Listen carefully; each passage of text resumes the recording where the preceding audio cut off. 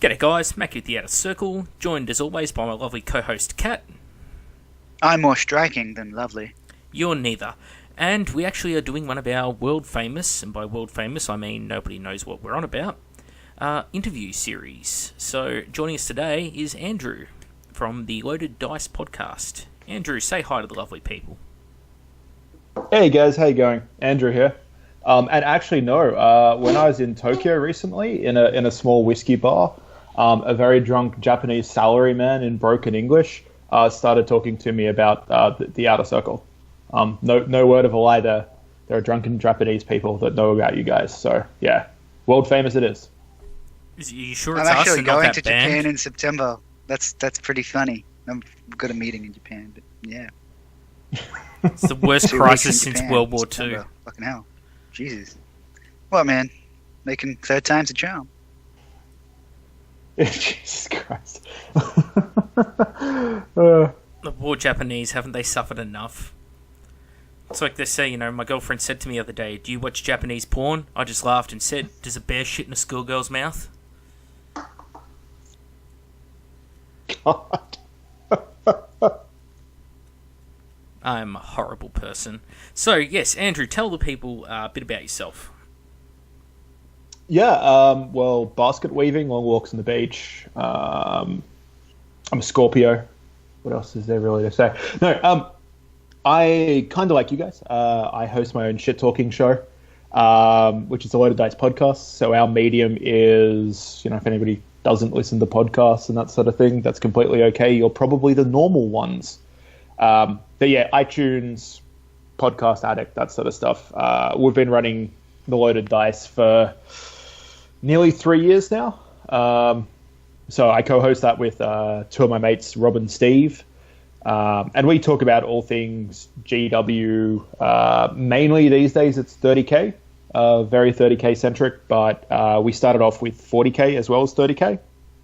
And there's even a few episodes in there of fantasy at the very back end of end times and whatnot before Age of Sigmar sort of appeared. And then sort of beside that or because of that, I'm not too sure how it sort of worked, but we also run a lot of 30K narrative events here in New South Wales. So if you ever decide to come and play 30K in Sydney or the surrounds of Sydney, Parramatta more specifically, you'll probably be at one of our events. And for the last 3 years, we've run joint narrative campaigns every year with the Canberra guys. So this year we're running Ashes of Pyre, which started in January and will run all the way through to December. And we get anywhere between about 20 to 30 people to an event, and we have an event every fourth Saturday in Parramatta, and then every odd-numbered month, the second Saturday we play in Canberra. So next Saturday is a Canberra event day for that, which is pretty awesome. It's great to sort of see the community growing and everything else, and then obviously we try and get to as many other Heresy events as possible throughout the year, like Acta Heresy back in January. Didn't get to go down to Hobart for that one, for the next one in February, but whenever we get a chance to play Heresy, we're generally playing Heresy. Yeah, good stuff. You're like us, you get around quite a bit. We travel all around the place. I think we've both done Geigenhive Cat, we've been up to Townsville. Geigenhive is obviously in Brisbane. Townsville's like 200 k's from where I live, and it's even further for Cat, so because he lives in South Australia, mate. Yeah, I live in the fucking desert. You live near a fucking nuclear testing range. Nah, it's a nuclear dumping ground now. My bad. It's pretty good. So we both went to ACT as well. That was pretty cool. 60-something people. The first ACT of this year, was it? Yeah, that's right. I'm pretty sure. Yeah. Australia Day long weekend down at 3D6, yeah. Yeah, that was a lot of people. I'm surprised we managed. It didn't feel that cramped. It I think it was the layout more than anything that made it not feel cramped. Well, it was surprising it was so popular, considering that 7th edition's such a bad edition of 40k that it even got anyone going. Oh, And it started. Yeah, look, to be perfectly honest, though, I think and it's a testament to the guys that have been, building this community for, like I've been part of it for nearly 3 years now, but, guys like Adam Wiseman and Andrew Hollis that have been there since, sort of day one of Heresy, running events and, putting the community together, and to some extent, trying to keep the worst aspects of the hobby out of it.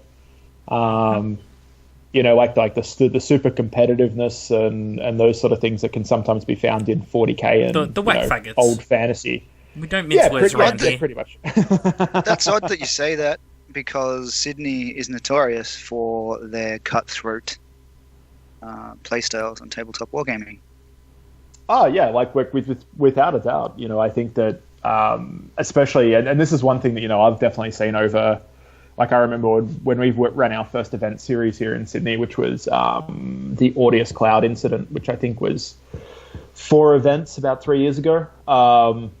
And like I know, like my Alpha Legion army back then was like 30 tactical Marines, like 3 squads of 10 tactical Marines. There was a Volkite Culverin squad, couple of jet bikes, and like a Sicaran. And that was considered to be, I think there was a Mortis Contemptor in there as well, and that was considered to be, a fairly powerful list because it had Sicaran and a Mortis Contemptor in it. And, these days we're seeing lists come through like, obviously anything out of the latest Black Book, whether it's Talons of the Emperor or Space Wolves or Thousand Suns. Some of those lists can be pretty nasty. But we've also seen things like... we've got one guy that plays here in, all over actually, but he's from Sydney. And he's run, 8 flyers at, 2,000, 2,500 points. Those sort of things, those lists can be pretty nasty. Bet he's got a lot of friends. Yeah. I think the thing is that, playing Heresy in Australia, like, whenever I've been up in Queensland playing, when I've played in Tasmania or, ACT and here in New South Wales, that generally, if you talk to somebody before a game and you go, look, I want to play 8 flyers, you'll find somebody that's really happy to play against that and see how they go. To give you an idea of what I mean is, one of my good mates, Doug, who runs a commissioned painting studio here in Sydney, he's running militia lists at the moment for our narrative campaign.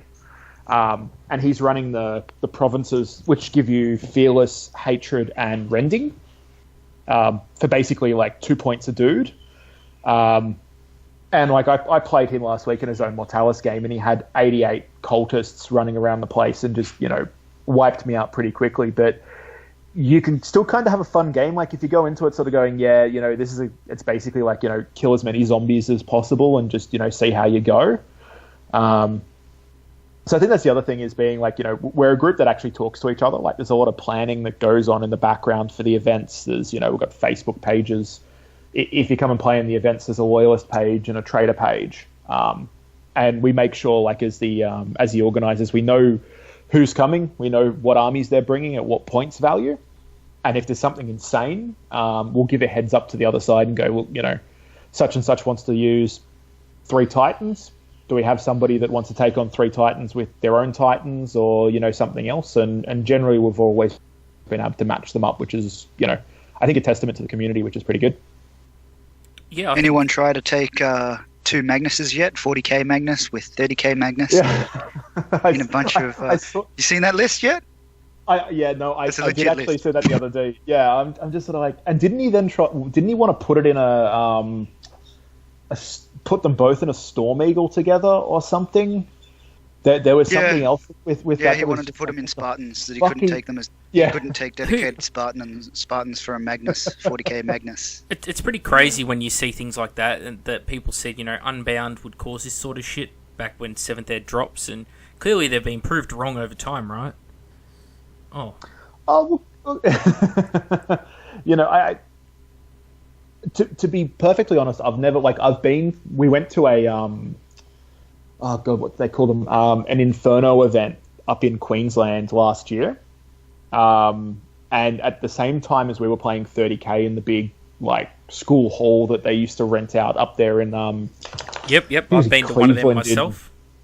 Actually, I've been to two of them. There was there was a 40k event running at the opposite end of the hall, and I remember walking down and I think we would have had 20, 25 guys playing 30k, and I think there were 8 dudes playing 40k or whatever. And I remember walking down to the other end of the hall, and they were obviously allowing unbound lists. And it was a tournament. It was advertised as a tournament. And there was a dude that had a Riptide and a Warhound Titan with a scout squad. And that was his list. That sort of stuff wasn't that unusual to see there. But none of those guys, as far as I've seen, have sort of transferred into the 30k scene. No, I'm not sure. We joke about it a fair bit, but whether it's elitism on our behalf as 30k players, because we don't want our little special snowflake thing getting ruined. Oh yeah. A lot of us are ex 40k players or ex fantasy players or whatever, and we've all come across because we're look, this system has potential. It's not been polluted yet. The swamp is drained, as it were, and unfortunately, these people are out there, and we want to bring people in, but at the same time, Heresy players are they're a real contradiction, because on the one hand, we're saying, more people need to come play Heresy, and then we're like, up, not you, you're fucking different, Yeah, fuck off. Yeah, so... I think, and I've sort of, obviously running events and things like that, we're pretty active in terms of, pushing for people to come to an event. We have 3 loaner armies that we can, we're more than happy to give out to people if they don't have their own stuff, they're just seeing if Heresy's for them. And we always make sure that, whoever, if they're somebody's friend or if they're just a random person that's found us through Facebook or the internet, we always sort of chat to them and try and get an idea of the way they think and the way they game. But we haven't, we really haven't come across anybody that turns up and just goes, oh, I just want to play with Titans, or I just want, just 100 Sekhmet Terminators, and that's it. Which is kind of good. It's going to have to happen at some point. I'm sure at some point somebody's going to try that sort of crazy shit. I there were, when we were down at ACT, in the Stratus Automata had just come out. The Voltarax things, and everybody was running around with Voltarax. We were a bit sort of worried that, we'd come back to Sydney and for the rest of the year, everybody would be playing Mechanicum so they could take 3 of them. But, didn't happen. And the other thing that I think is probably a reason behind it is when I look at the 30k community, it reminds me a lot of not that I play historicals, but it reminds me of sort of that community in terms of, all of us, we want to play the game. We don't particularly want to win the game all the time. We want to play a historical reenactment of a particular campaign, whether it's Ullanor or Istvan, Siege of Terror, that sort of stuff. And we're more, we're probably more interested in having arguments over, what bloody shoulder pads did the 4th Company of the 9th Legion wear at this particular thing, and all that sort of stuff, than going, oh, I can just go and wipe this other cunt off the table in 5 seconds, and, I've got a bigger dick than he does. Well, it's funny you say that, not the bigger dick part, but the fact that Heresy players in general, I'm just trying to think of the best way to word this, that we have that beer and pretzels game that Games Workshop's always hyped about. They've always said this is a casual game, it's not meant to be balanced, it's just beer and pretzels, have fun with your mates. And we didn't have to make it unbound, we didn't have to loosen up all the Force Org strings or anything like that. We've got a perfectly functioning Force Org chart, plenty of restrictions, and somehow we've managed to make a game where people have a lot of fun, where people can find the person that suits them best to play against. Yeah, without a doubt. I think there's something in your comment about elitism, and whether that's like it's always looked at as being a bad thing, but at the same time, it's kind of good. Like if I'm pretty time poor at the best of sort of days. So if I'm going to put time into playing with toy soldiers, like I want to make sure that the bloke who's across the table from me is there for the same sort of reasons as I am. And I think that's something that, tabletop gaming used to have. Like I've been playing for, 23, 24 years. Second edition was what I got brought up on. Played a little bit of Rogue Trader, but it was mainly second edition. And, I think at that point it was probably third edition fantasy. And then Man-O-War was the other thing that I used to play when I was young. Were you a Dark Elf player? You look like a Dark Elf player. 100% actually, yeah. Fucking nailed it. It was the Black Ark, wasn't it? Black Arks and Nagaroth. And then fucking actually my brother, who's a bit older than I am, he got into the hobby before I did. And he played High Elves, so it was like the perfect foil to his High Elves was to take Dark Elves. So it's just like, endless fields of crossbowmen and repeater bolt throwers and stuff like that. See, and then, that's funny you say that. Cold One Nights. It's funny you say that because I was a Bretonnian player for Man-O-War because they were the ones who had the cannons.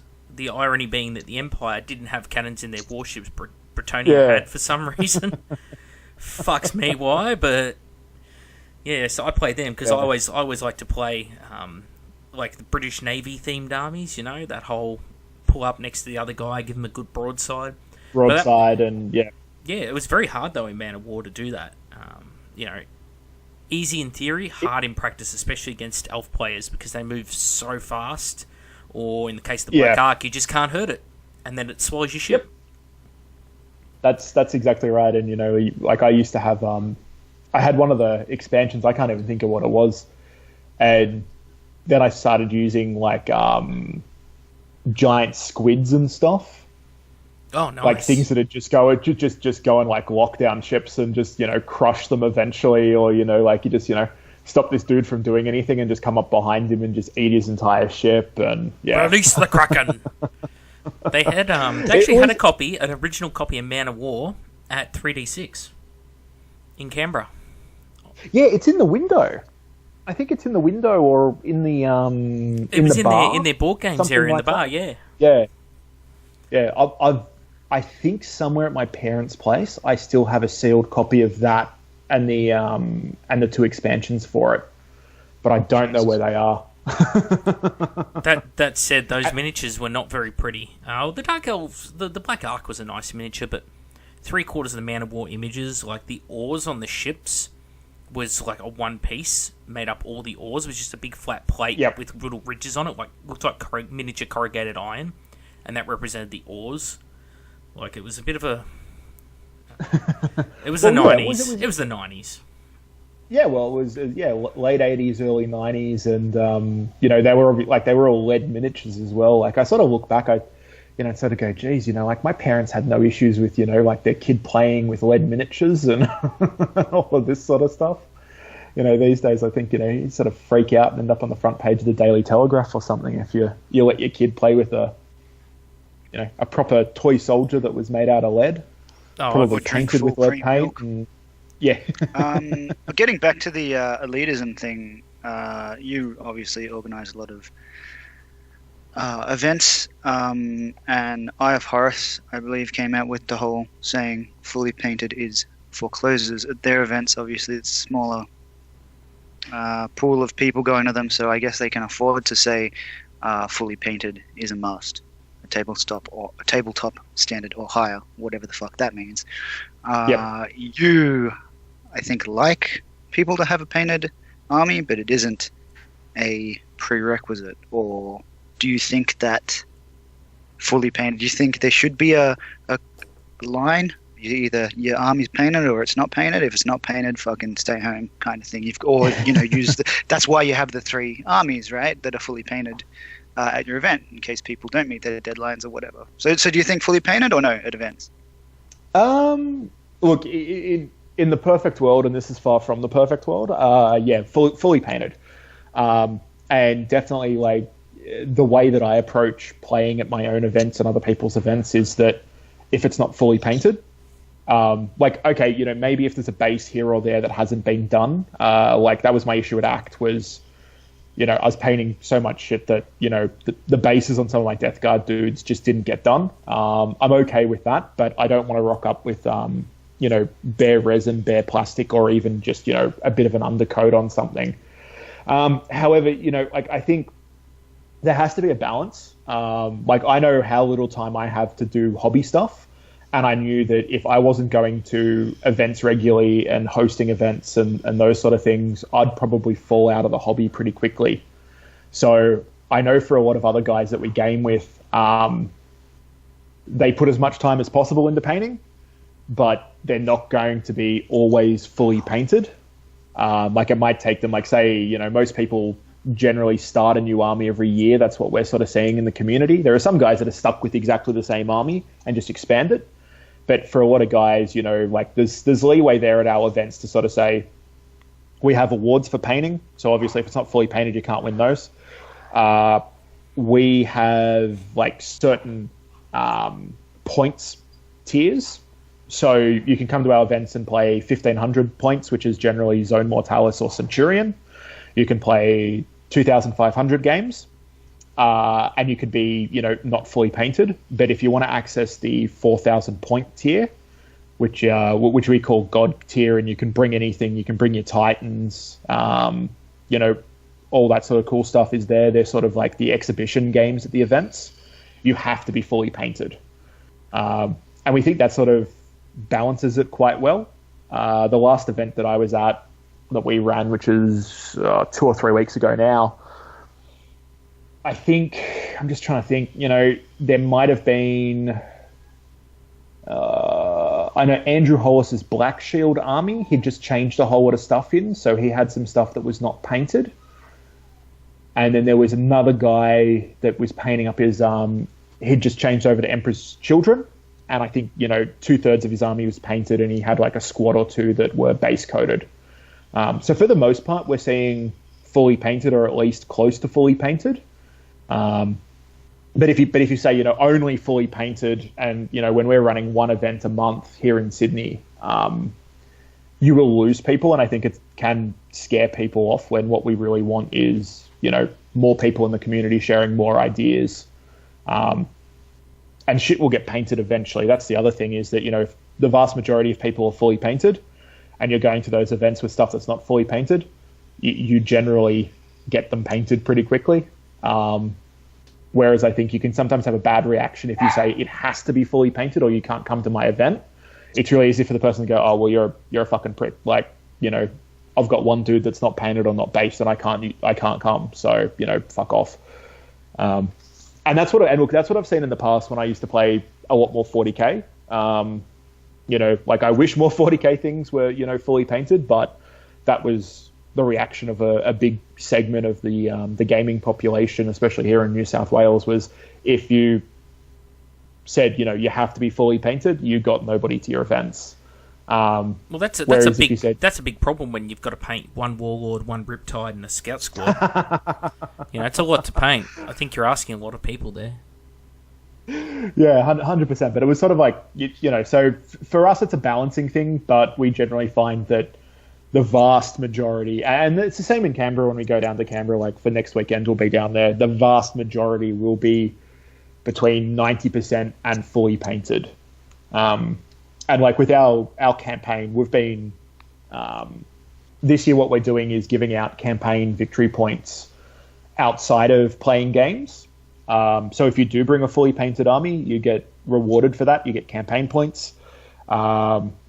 If you convert up a really awesome character and then paint him up really well, you'll get points for that as well. If you do stuff like write fluff pieces about your army and have an ongoing narrative for your characters, and you can level your characters up and give them, special abilities and things by completing sort of RPG-style quests within games, you get points. So we've tried to be a lot more holistic in regards to, how you get points and those things. And we had an event at the very end of last year, which is like the prologue event for this year's campaign.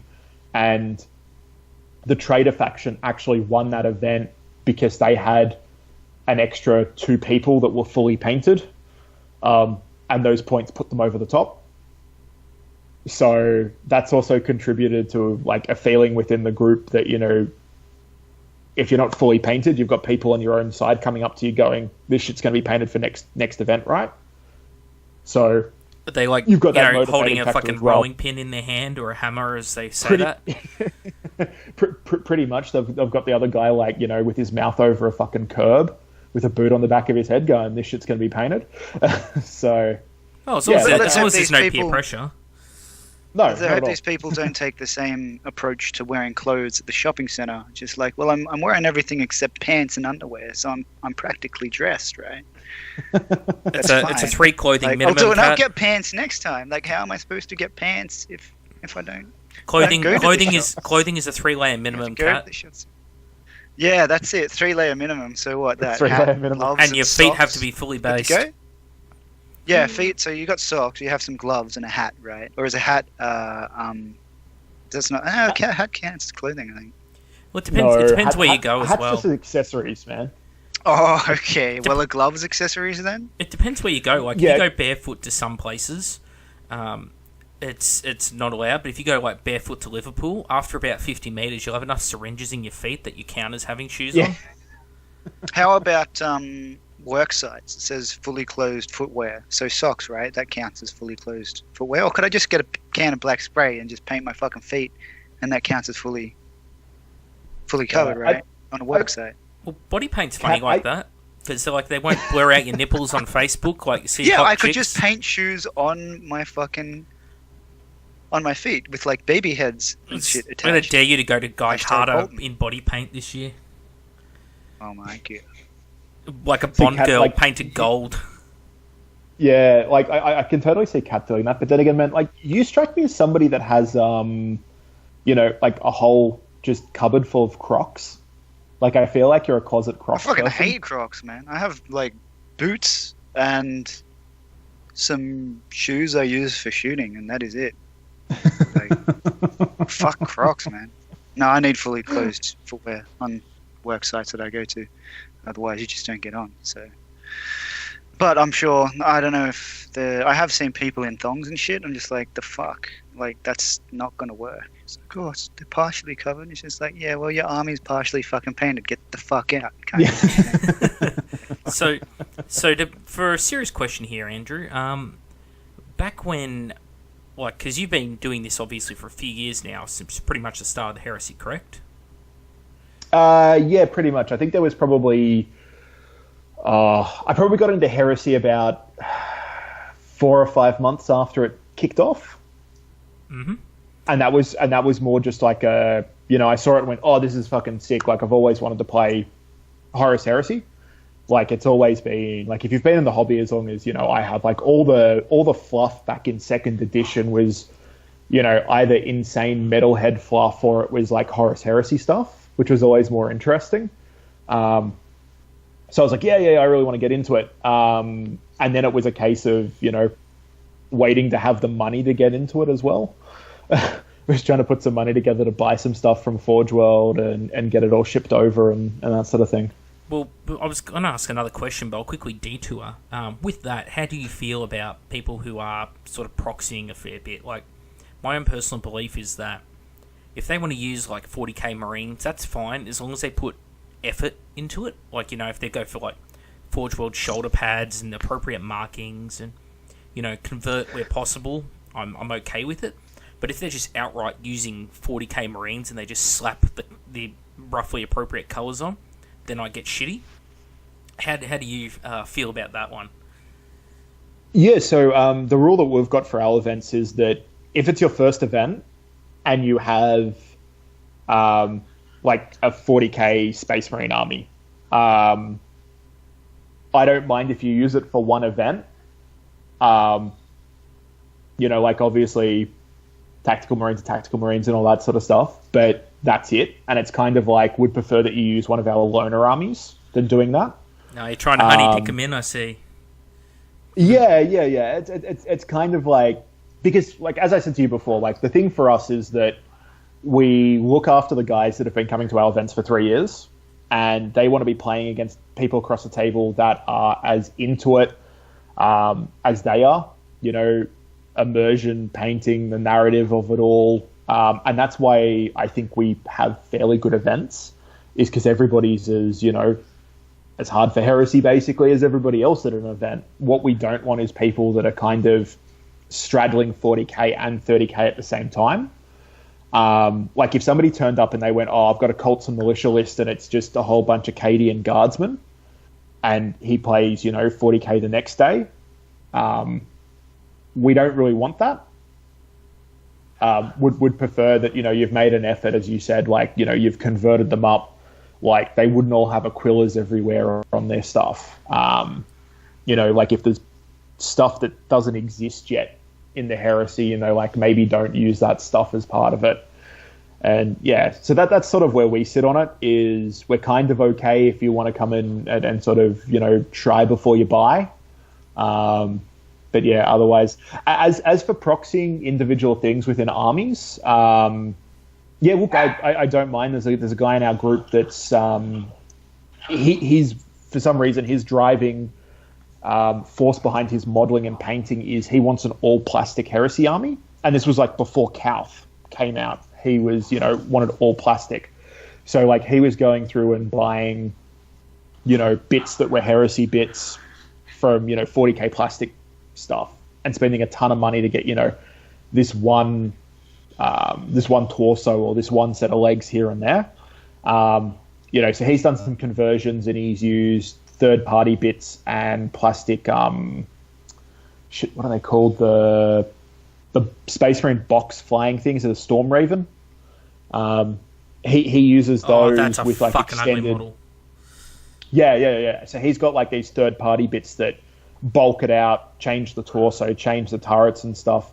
And that's what he uses as Storm Eagles. They're like exactly, he's like measured it all up and it's exactly the same footprint, like the same size. Using like that Chapter House upgrade kit or whatever that they made. Chapter House Studios one. I think that's what bulks it up, and then he does like some other like plastic bits and turrets and stuff on it.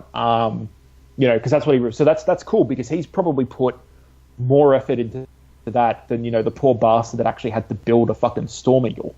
So a lot of fucking effort goes into building a Storm Eagle. So that's completely okay with us. If you put that sort of effort in, that's what we want to see. We don't want somebody just going, "Oh, here's my 2,000 point Imperial Guard army," and I just pull out the Cults and Militia list for it, and then that goes away.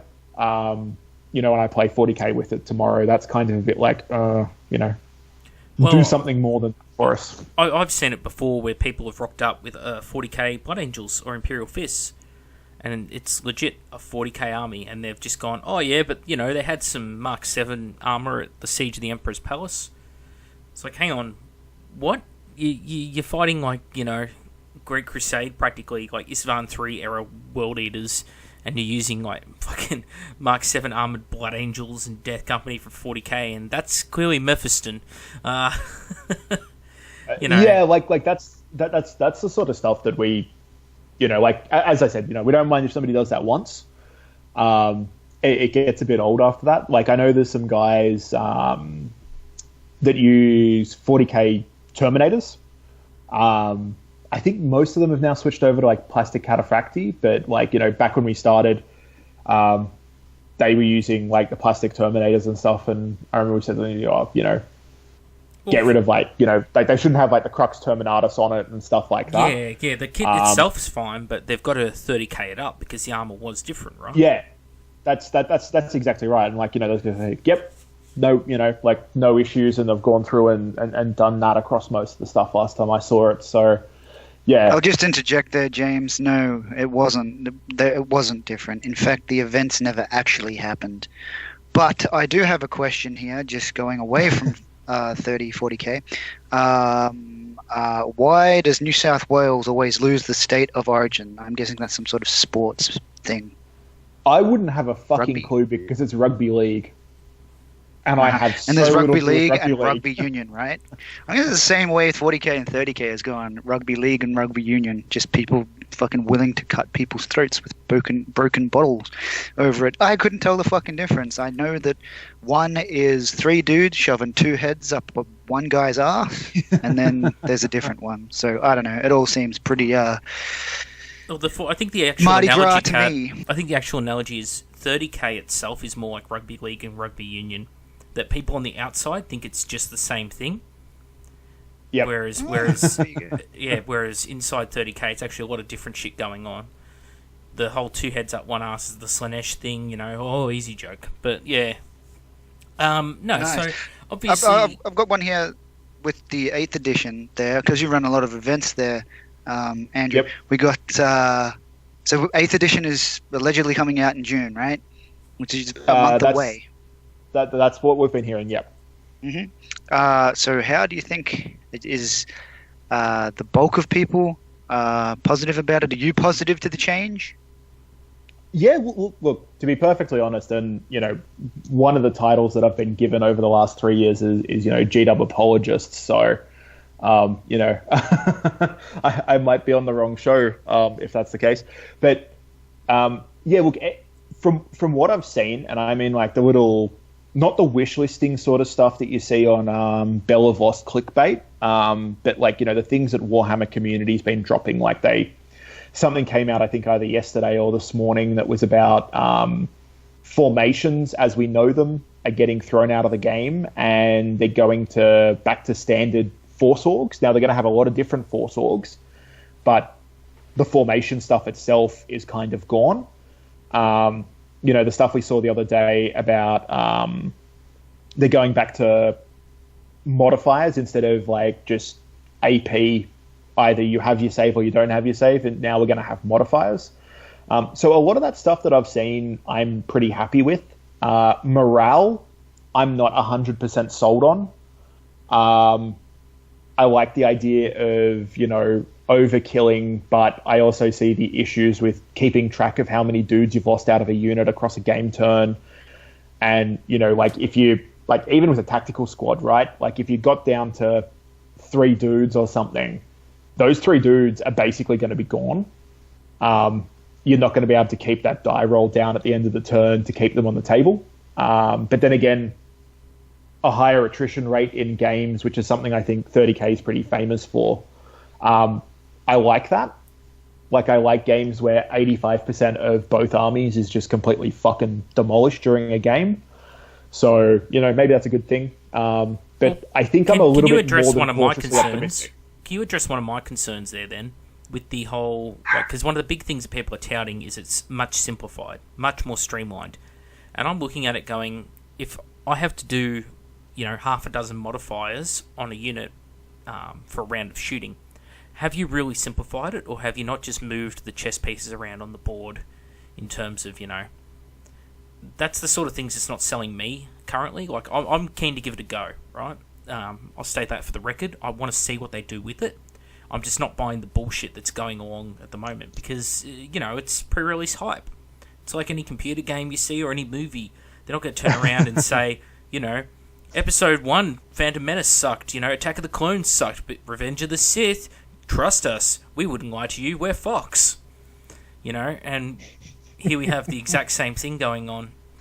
I think people are a little bit too forgiving, we'll say, and rather than tempering it and saying, oh, this might not be good, or, you know, this is questionable, they're just all going, oh, it's going to be great. It's going to be great. You know, how do you feel about that? Look, as I said before, you know, I've been in the hobby for 23, 24 years. If there's somebody that's, you know, should have an axe to grind against Games Workshop, it's probably me. Like, you know, because I've gone through so many edition changes, and, you know, I've had entire armies completely invalidated. Like, I used to play Blood Angels in 40k. I started playing them in 3rd edition when, you know, the first time we ever had fucking Blood Angels that weren't just Red Marines. And, like, my favorite thing about Blood Angels was Death Company. And then instead of being able to buy Death Company, they became this random unit of, like, you rolled a dice for each other unit you had, and then you got, like, an extra guy put into the Death Company. So like I had like entire units of dudes that were just completely fucking invalidated, and then the next edition they were back, and those sort of things. Look, I trying to be objective from a rules standpoint, and like I was sitting down the other night trying to work out how many games I'd probably play in a year, and I get 1 or 2 games each event we do, so and then a few other games. So I probably play say 50 games a year. Probably averages out about 1 game a week, which is pretty good. And the stuff I'm seeing from a gameplay point of view, I like. I still don't agree that it's simplified. I think it's streamlined in certain places, and in other areas they've added things that to me makes it a bit more tactical, like the idea of getting rid of initiative, right? Going to a system where you need to pick and choose which combats you go backwards and forwards between, activating your guys. That's a staple of almost every other tabletop combat game that's out there, whether you play Infinity or Malifaux or whatever, there's, backwards and forwards with activations. It adds an extra layer of, my Terminators just, got charged by guardsmen. Now, is it worth me using my activation to smash the shit out of those guardsmen over here, or does it make more sense to get my assault squad on the other side of the board going against, those Ogryns or something? So for me, that, it doesn't... anything that adds more tactical gameplay, I kind of like that idea. And I think the other thing that that really stands out for me is that, for the last 2 years or so, well, okay, since Age of Sigmar, right? I've been pretty down on Games Workshop and what they do, because it doesn't look like they've listened to us. It doesn't look like they give a shit about what's going on. And then they come out and they're like, we've spent 18 months playtesting 8th edition. We've been talking to, granted it's the competitive players in America, it's the ITC guys, but, they're using people outside of the cave, so to speak, to test their product for them, which is something they haven't done in years. All of a sudden they're sort of, cock teasing us a little bit with these drops here and there, but, they're interacting with the community. They're going, well, okay, there's this massive community on Facebook. Let's go back to Facebook and set our pages up and actually talk to people there. So to some extent, they've won a fair bit of my trust back. It could still fall in a heap. It could still be an absolute shit pile when we get it in a month's time or 2 months' time. But as I said, I'm a little bit more than cautiously optimistic on this one here. I think, as I said, from what I've seen so far, I'm pretty happy with it. I don't think simplified's the right word. I think it's streamlined in certain places. I like getting rid of templates.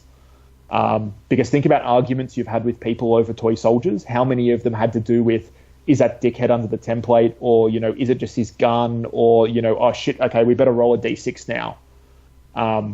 Because I've had a fuck ton of those sort of things, to the point where these days I give my template to my opponent and go, you tell me how many dudes I can get under a template. And if he goes, you're getting 1 guy, I'm like, no fucking issues. That's the exact same fucking thing I do. Yeah. And I think a lot of guys that have been in the hobby for ages are to that point where they're just like, you know what, my enjoyment is from the game, not from winning it, not from killing an extra dude over there or whatever it is. So I'm happy to do that stuff because I know where those, pressure points are during a game that can make somebody go from a really nice person that you hang out with all the time to a raving fucking lunatic about whether a dice is cocked or not. Like, if somebody says to me that dice is cocked, I'm like, sweet, reroll it, go for it. Or keep it if you want to say it's a 6 or whatever. Like, it doesn't... Yeah, you've really got to pick your battles where you stress out, don't you? I try and play this game to get away from real life and stress. So I don't want to have a fight with somebody over, at the tabletop. And I think, 8th edition, there's certain things, like I said to somebody today, this idea of, matched play, narrative play, and shit, I can't think of what the other one is. Like open play, I think they're calling it. Open about your sexuality and... That's it, safe spaces and trigger warnings everywhere. Yeah. But, like somebody said to me, why do they need to tell us what narrative play is? We all know what a narrative game is. And I said, yeah, 100%. I'm like, but at the same time, there are people out there in the community that if you've got a quote-unquote official definition of what a narrative game is, it makes their life so much easier. And you can just go, it's narrative, look in the rule book, that's a definition of it, and away you go. That's the so rules lawyers EO people I think that applies to most. The people who are very, the ones that hang off every word as to interpretation. Yeah. The ones that, all the fuckwits arguing about my own beloved Thousand Sons, trying to say Sekhmet. It says they could choose their powers. That means they get to pick their power. It's like, no, it just means choose from that table. It's just how they've worded it. No. But why would they word it this way when they worded it differently on other units? Like, oh, for fuck's sake. Like, that's the lowest common denominator, and that's who they've got to cater for, right? Yeah, 100%. And look, as I said, what I've seen, a little bit more than cautiously optimistic about how it's going to go. What about you guys? Are you sort of... Well, it's funny that you said that, Games Workshop's giving attention to their audience. I mean, even if you beat a starving dog, you're still giving it a form of attention. I'm just, what kind of concentration camp are you going to style yours off for people who disagree with you on 8th? No. We just get rid of them. We just rend them down and feed them to everybody else. Funny enough, that's Games Workshop's plan. Okay, nice. Yeah, that's like Soylent Green. I think I made a post about that recently. That's cool. Are you going to go back to 40k, seeing how 8th edition is going to change it? And it's going to take a long time for the conversion of, well, you'd imagine it'd take a longer time, even though we've got confirmation today that, or last night, that 30k is 100% going to 8th edition. So that'll probably take there'll be some sort of grace period there. I reckon it'll be 6 months, like into 2018 is what I'm guessing. I'm thinking more than 6 months, man, because it's got 6 months to FAQ 6th ed to 7th ed. Oh, wow, okay. Well, you think if they're bringing out the whole thing, being all like, hey, it'd be pointless for them to bring out book 8 for 7th edition. When 6th ed... So the next book would be, right? Sorry, when 6th ed went to 7th ed, the only books they had out was 1, 2, and 3. The Istvan Legions, right? And a small Mechanicum list. Like the original Mechanicum list where came out in book 3, and there was a really minimal list that came out in book 1. And it took them 6 fucking months to FAQ that at Forge World, right? And now, another 3 years have passed, right? We've now got Solar Auxilia, we've also got Militia, we've added another 5, 6 legions, because we've now got, the Blood Angels, Dark Angels, Scars, Thousand Suns, we've, Space Wolves, we've got all these extra legions, Ultramarines that all weren't out before, 7th ed swapped over. So it's like, you're going to have to rewrite all their Legion rules, you're going to have to rewrite how all their characters function, the works. Like, of course, but they also want you're talking a bigger job than... So... Well, here's the problem. Are they going to do a good job, or are they just going to piss it out real quick? No. Yes. So I, for example, I'm probably going to play 40k to get a feel of this, because it's easier to get a 40k game than a 30k game. And obviously... the rules will be for 40k. So do you think you're going to go back to 40k because of the 8th edition rules? Go back to it? Yeah, look, we've already said there's about 5 of us that live pretty close to where I am. And like I don't actually live in Sydney. I live sort of to the southwest, about an hour and a half out. So there's about 5 of us that live pretty close to each other. And the weekend that those rules drop, we'll probably catch up and play a few games of 40k to get an idea of how 8th works. Like I've still got my house for the last 15 years when I was living at my parents' place, and now I've got my own place, has been the dumping ground for people that get in and out of the hobby.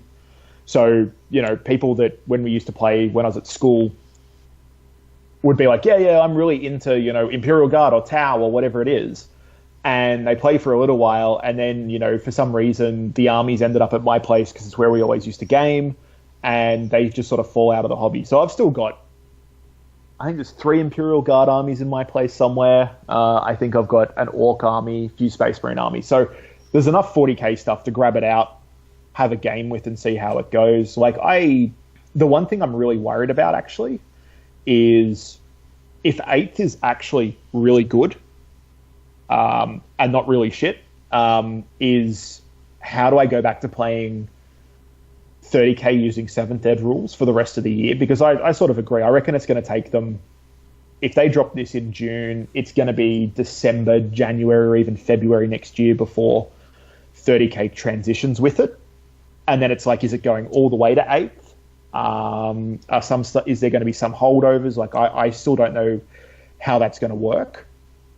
So the thing that would be really frustrating is if 8th in a month or 2 months' time turns out to be a really good system, how do you go back to playing 7th sort of thing for 30K? Like, that might be a bit frustrating, but well, yeah. I think part of the problem we have is it fair to say that people are scared, and I don't mean that in like as a real negative way.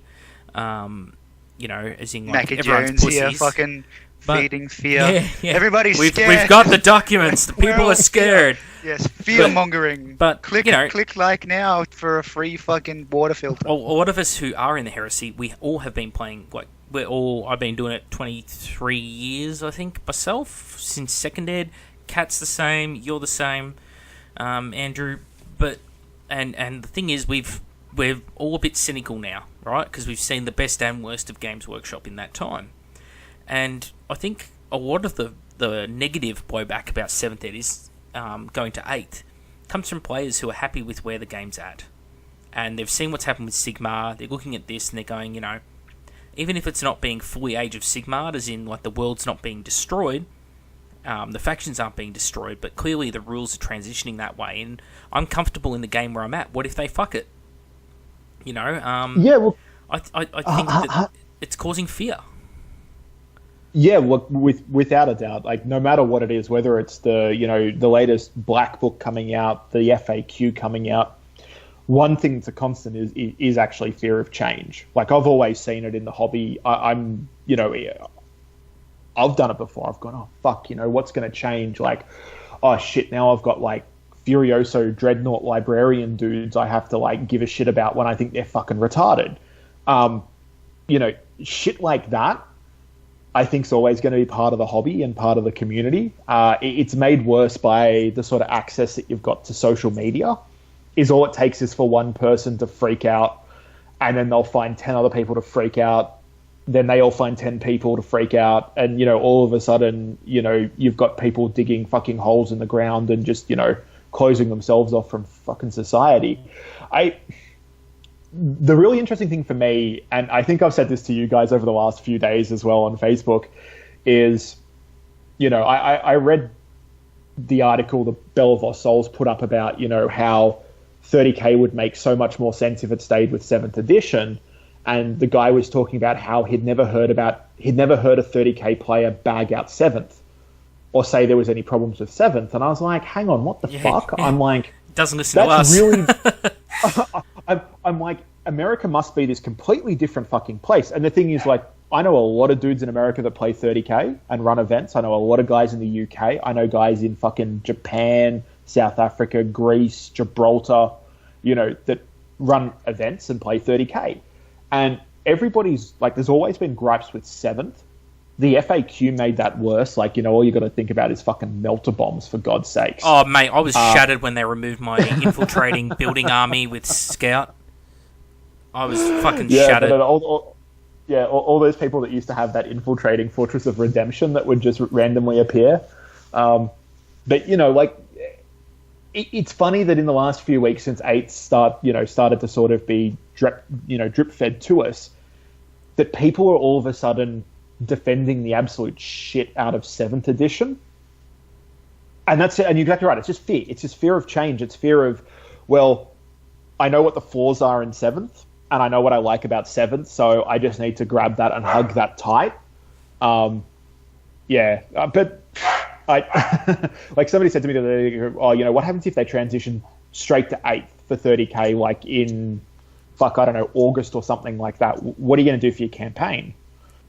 And I just sort of turned around and I went, well, whatever the event is after they transition to 8th is going to be an 8th edition event. Like we've always, like, we're not super competitive or anything like that. So our rule's always been is if there's 24 hours between an FAQ, and a codex or a red book or a black book and one of our events, go for it. We had guys at one of our event just after the weekender where they had the where Inferno came out. We were lucky enough to have somebody at that event that shipped a copy of it to us. And we said to the Space Wolf players that wanted to play Space Wolves, we're going to have this book on Wednesday afternoon. You're welcome to play Space Wolves on Saturday, and send us a message, and you can ask us what the stats are for stuff, and you can have the book on Saturday. And it wasn't, released by Forge World till the week after that. So if they transition really quickly to 8th, we'll jump on that and do that. If it takes another 6 months or a year, we'll be playing 7th until it transitions. Yep. Are you glad you didn't go full 30k now that the new edition is going to save 40k? Oh, look, I don't think, a little while ago, we sort of stopped on the podcast dealing with 40k stuff. It'd only be if, an interesting model. We spent a fair bit of time talking about Guilliman and Cypher when they came out, right? But I prefer not to be reminded about that cancer. But if something crazy, they start bringing Primarchs back, and when Magnus came out, we had a chat about Magnus. But I'm actually kind of looking forward to being able to go back to some of the other, Imperial Guard are a big love of mine. Whereas I don't feel as strongly about, say, Solar Auxilia or Cults and Militia. I used to have a big Deathcore Krieg army, and I love that, stupid meat grinder dudes with gas masks and stuff. So it'll be kind of cool to be able to go back to that a little bit. But I don't think I ever would have sold off all my 40k stuff or, hosed it in lighter fluid and set it on fire on YouTube or something. Yeah. I hate Krieg. I love the idea of the Krieg, but no wonder why they always die. They're in fucking full gas gear all the fucking time, and you can't get to proper cheek weld with a gas mask on, and it's just hard. They can't fucking see anything. They're always hot and sweaty and just pissed off about everything. It'd be fucking terrible. They just... No wonder why they want to die. They're happy to die. But some of the best fucking miniatures ever, though. I just love the fucking miniatures. They're so good. Maybe tractors maybe they knew the 8th edition was coming out before everyone else. That's why they wanted to die. Yeah. Boom. So Kat, you're nice and positive about 8th edition. So are you no? I don't care either way. I've taken the Happy Gilmore stands on it. 7th edition, 8th edition. Who gives a shit? Mainly, I just go to the events to catch up with people and friends. Drink mainly. The dice are on the back burner for the most part. I usually just watch people and just give them shit for when a thing dies. But I play it for that risky moment. You do it for the whole one dude taking out a knight with a melter bomb, all that kind of shit. So the risky plays. Yeah, I don't watch it for a nice boring fucking game. If I did that, I'd watch the cricket, and I fucking hate the cricket. I do it for the excitement and shit. So yeah, I don't give a shit. I think I'll change over like everyone else, and I'll give a 40k a go again, just to learn the rules and obviously see how it'll transition over to 30k and see a lot of pissed off people spending $1,200 plus on black books. See them all become nerfed. Oh man, that'd piss a lot of people off. Yeah, well, that didn't help, did it? Because like I said yesterday to people, the changeover from 3rd to 4th ed, even if for some reason all the codexes were invalidated, which they weren't, if you owned them all, $250, no big deal. But if you owned all the codexes for 40k and just went out and bought all those campaign books, you may have a fucking bit of an axe to grind with Games Workshop. And if they're only covering the purchase you've made in the last 4 weeks, I don't think that's going to be compensation enough. Yeah, look, I think that the fact they're doing something, I think, is pretty good. But the other thing with the black books is that 20% of it's rules, the rest of it's fluff. Wrong. I can conclusively prove that that's wrong. The problem is your book's half fluff generally. You've got to remember that a lot of it is the campaign and campaign rules. The 20% you're thinking of is at the very, very back of a black book, where it talks about like your specific Legion rules or unit updates or additional units that have been bought out.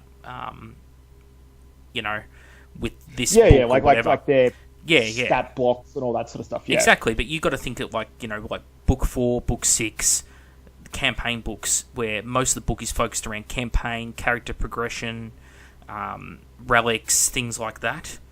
Those are the books that are really going to suffer as much as any of the Legion books are that focus on, giving traits and rules to Legions. Those black books, man, it's not as bad as an Imperial Armor book. A lot of the Imperial Armor books, like they just released that bundle of Imperial Armor books like a month back at Forge World for like $1,000, and that whole thing's just been made, invalidated. I'd be a bit cut up about that personally.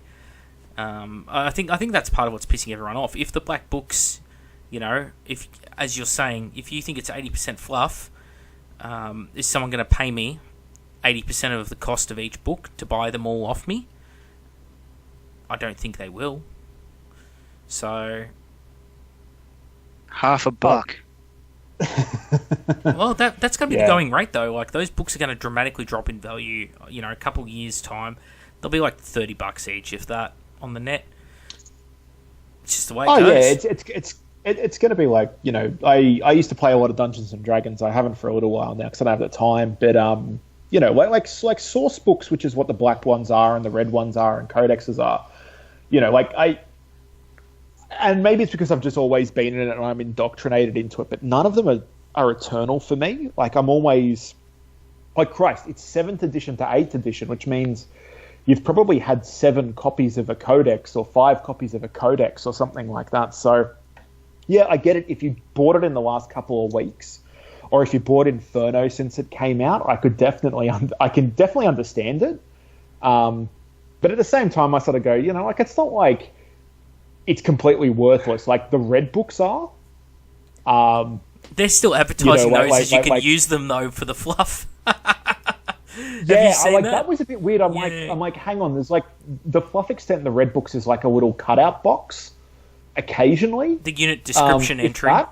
Yeah. That's what I mean. It's like a little box under the thing that's like, these guys have bolters or Volkite Culverins or whatever. It's like, okay, that's a bit fucking strange. But by the same token, like if they're saying in that the FAQ they did about 8th edition that, keep using the rules for a while, well, okay, like I kind of get that. But something cool that I'd really like to see is, maybe, and I don't know how they'd work it out, but, maybe if you could prove to Games Workshop that you'd bought a black book or a red book, that, when 8th drops and they do the rest of the books, maybe you get a free electronic download of whatever the new red book is with the 8th edition stats. It's funny you say that, because I was saying to Kat just a few weeks back how they don't have customer loyalty, like in the way that other miniature companies do, where, you purchase a certain amount of models, they'll throw in a few freebies.